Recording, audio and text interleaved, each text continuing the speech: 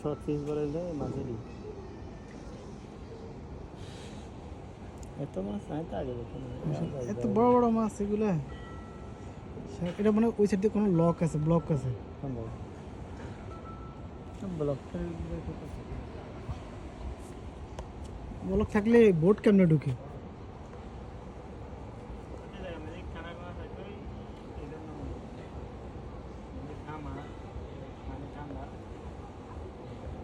মাশাআল্লাহ, সাগরের মধ্যে এত ঘন আর এত বড় বড় মাছ একসাথে এতগুলি ফার্স্ট দেখলাম। Displays of Oman Muscat আলমাউজ।